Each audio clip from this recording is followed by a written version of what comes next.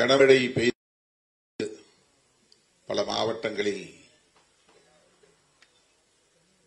அரசு பாதுகாப்பாக இருக்கும்படி எச்சரிக்கை விடுத்துள்ளது. இந்த சூழலில் சென்னையிலும் மழை வெள்ளம் என்கிற அச்சம் மேலோங்கி இருக்கிறது. செம்பரம்பாக்கம் ஏரியிலிருந்து நீர் திறந்துவிடப்பட்டிருக்கிறது. ஆகவே இந்த நிகழ்வை நடத்தலாமா வேண்டாமா என்கிற ஒரு ஊசலாட்டம் இருந்தது.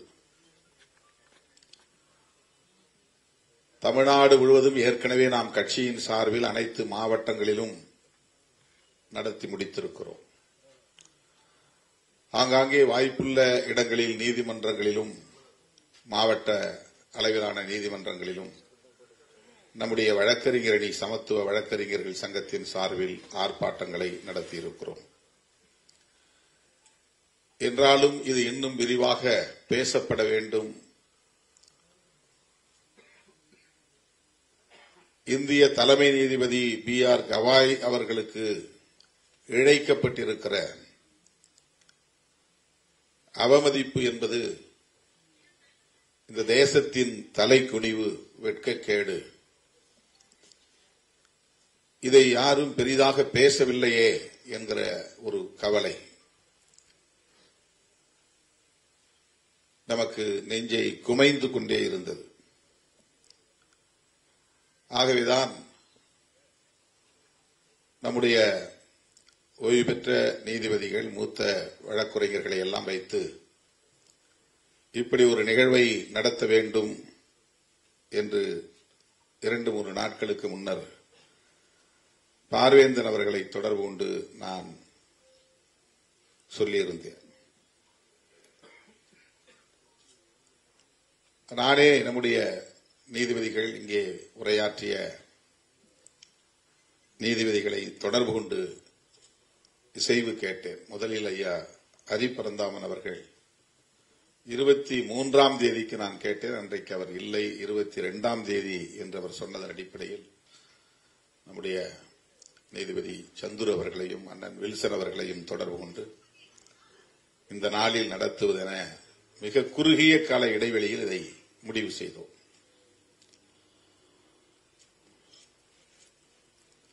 நேற்று நள்ளிரவு 1:30 மணிக்கு நான் ட்விட்டரிலே போட்டேன், அடாது மழை பெய்தாலும் இந்த நிகழ்வு நடந்தே தீரும், வழக்குரைஞர்கள் எல்லோரும் இதில் பங்கேற்க வேண்டும் என்று.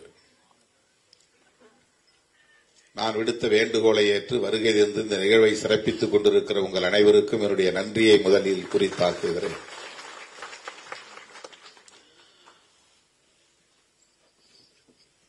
இந்த 3 பேரும் ஆற்றிய உரை எந்த அளவுக்கு நமக்குள் ஒரு தாக்கத்தை ஏற்படுத்தியிருக்கிறது என்பதை ஒவ்வொருவரும் உணர முடியும். நமக்கு என்ன வலி இருக்கிறதோ அந்த வலிதான் அண்ணன் வில்சன் அவரிடத்திலும் இருக்கிறது. நம்முடைய ஓய்வு பெற்ற நீதிபதிகள் இருவரிடமும் மேலோங்கி இருக்கிறது. உயர்நீதிமன்ற வளாகத்தில் நமக்கு எதிராக சிலர் செயல்பட்ட அந்த செயலாக இருந்தாலும், உச்சநீதிமன்ற வளாகத்திற்குள்ளே தலைமை நீதிபதிக்கு எதிராக நடந்த அந்த செயலாக இருந்தாலும், இவற்றையெல்லாம் நாம் கருத்தியல் சார்ந்து புரிந்து கொள்ள வேண்டும். அதன் அடிப்படையில் நாம் செயல்பட வேண்டும். அதில் உறுதியாக இருக்க வேண்டும் என்பதுதான் இங்கே மூவரும் வைத்த கருத்து. இதைத்தான் நாம் விடுதலை சிறுத்தைகள் கட்சி தொடர்ந்து முன்னிறுத்துகிறது, வலியுறுத்துகிறது.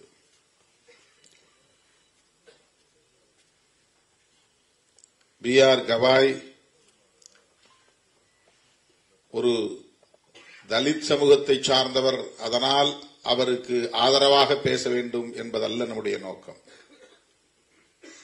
அவரே அதை ஒரு பொருட்டாக எடுத்துக் கொள்ளவில்லை.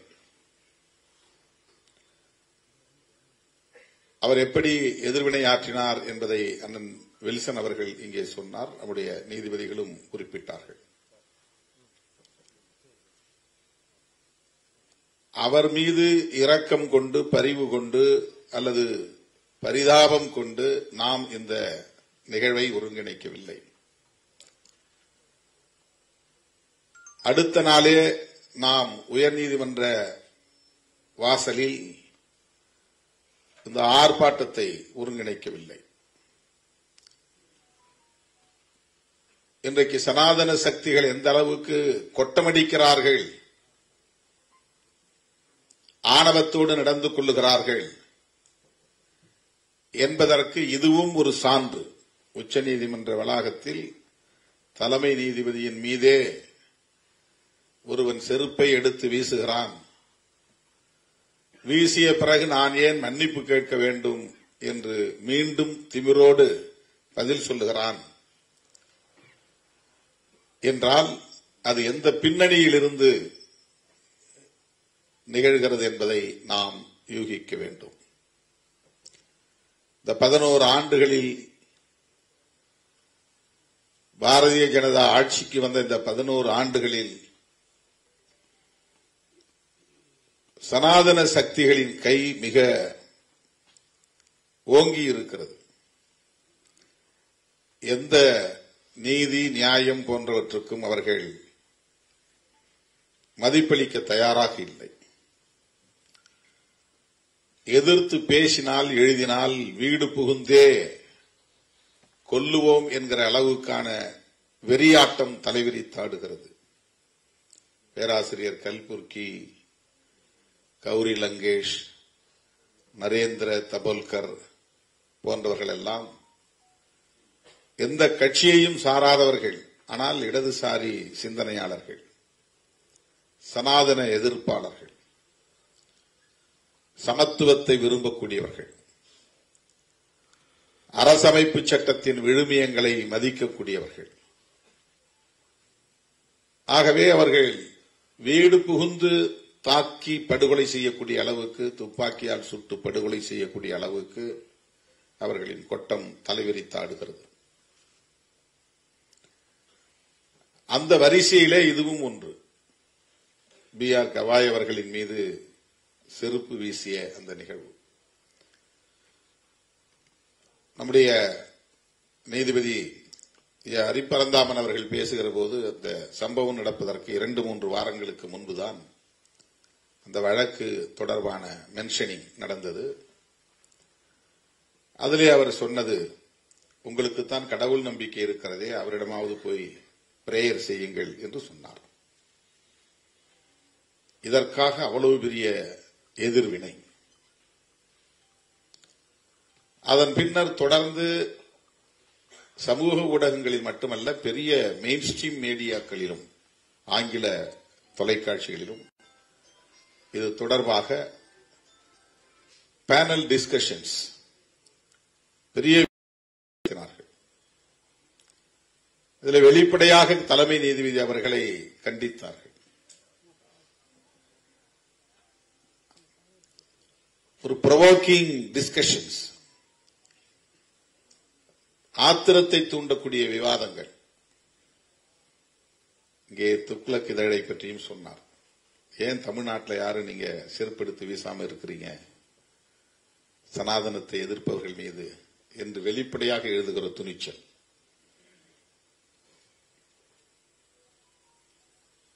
கலைஞர் முதலமைச்சராக இருந்தபோது என்று கருதுகிறேன், அவருடைய குரலோவியத்தை பற்றி இதயம் பேசுகிறது இதழிலே கடுமையாக விமர்சித்திருந்தார்கள். பூரா இதுல வெறும் செக்ஸ் பத்தி தான் நிறைய எழுதியிருக்கிறாங்க அப்படின்னு, காமத்தை பற்றி, காமத்து பாலை பற்றி. அதை அவர் விமர்சிக்கிற போது, நீங்கள் பெரிதாக மதிக்கிற ஜெகத்குருவின் பெயருக்கு முன்னால் தான் காமகோடி என்று இருக்கிறது, காமகோடி பீடாதிபதி என்று என அவருக்கே உரிய பாணியில் ஒரு மேடையிலே பேசினார். அதற்காக அன்றைக்கு இதயம் பேசுகிறது மணியன், கருணாநிதி செல்லும் இடங்களில் எல்லாம் செருப்பு மாலை போடுங்கள் என்று எழுதினார். அந்த துணிச்சல்.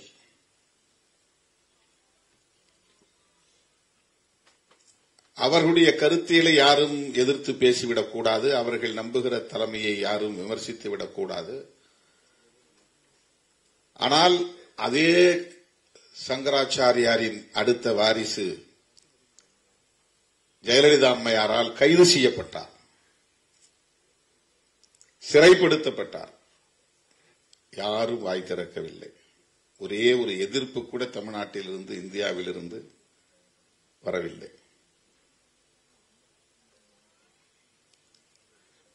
இந்த இரண்டுக்குமான ஒப்பீடு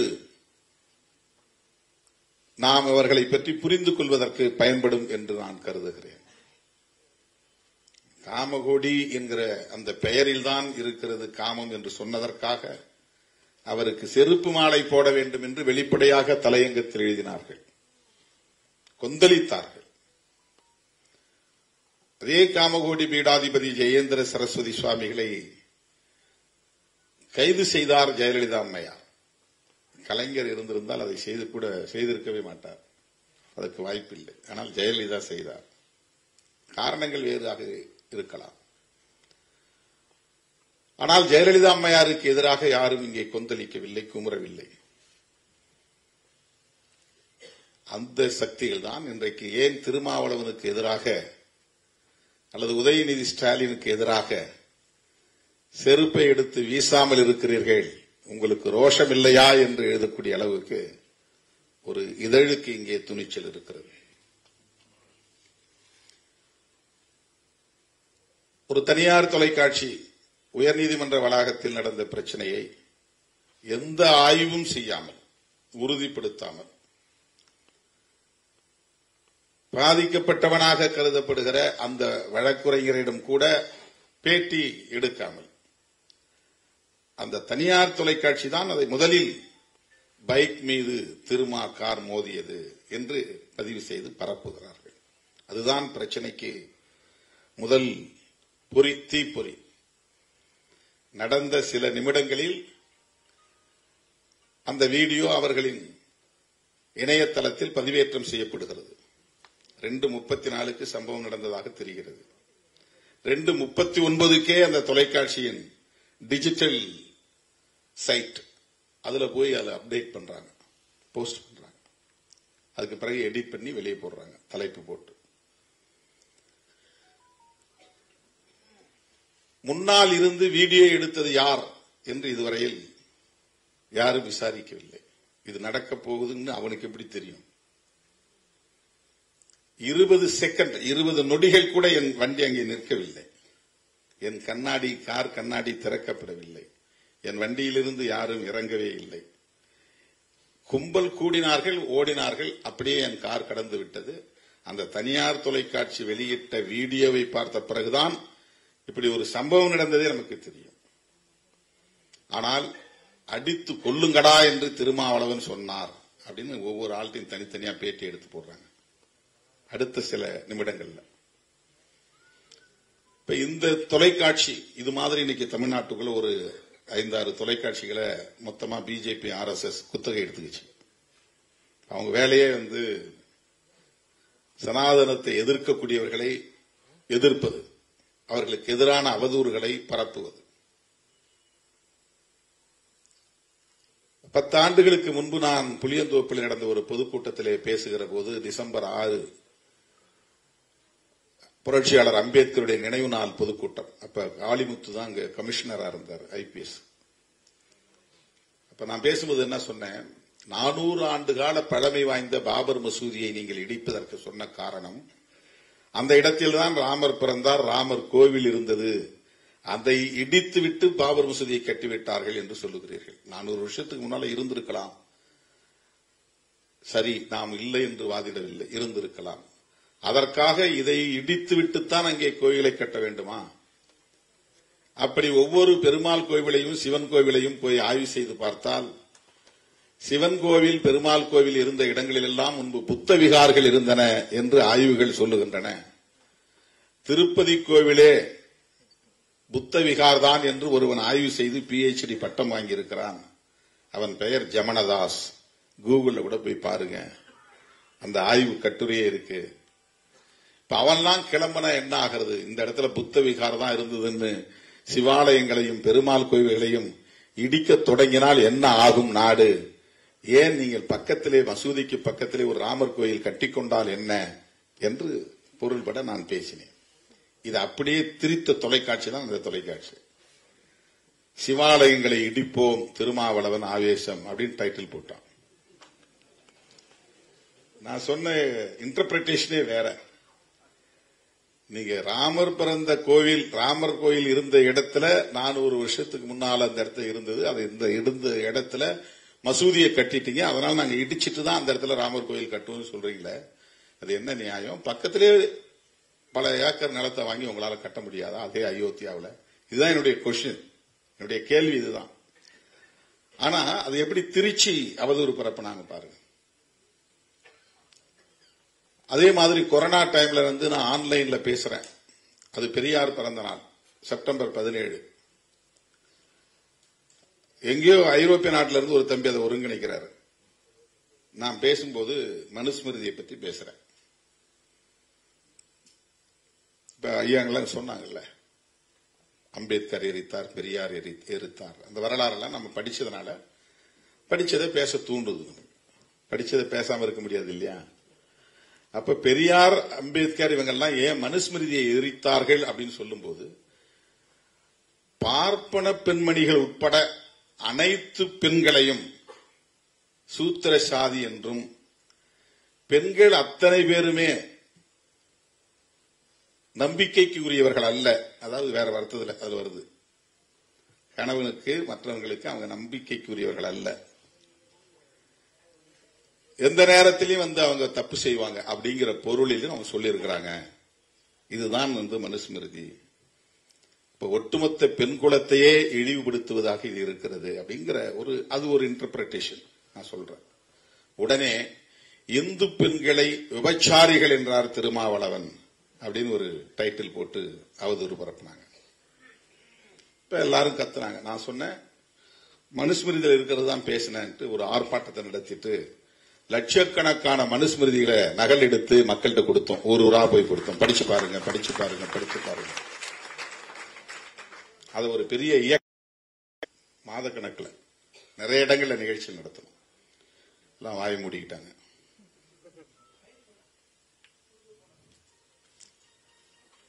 தோழர்களே,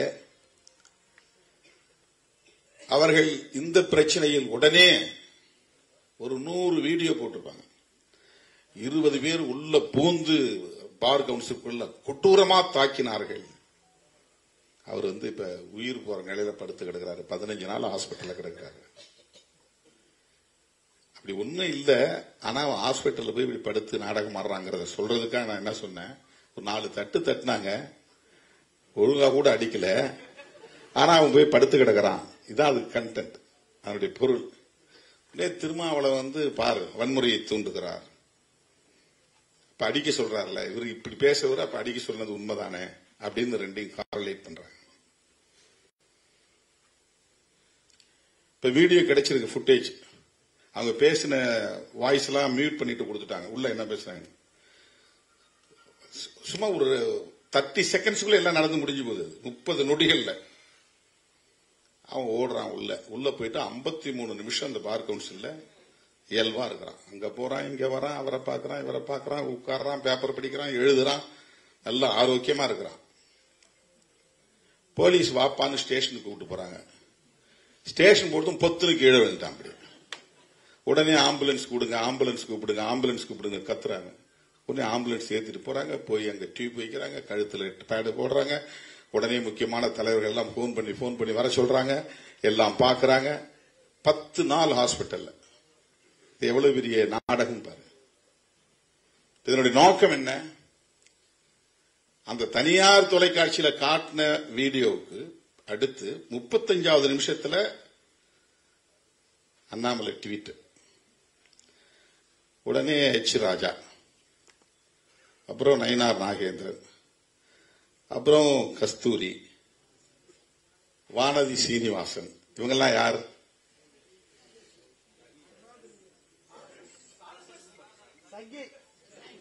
அவ்வளவு பேரும் சங்கிகள்.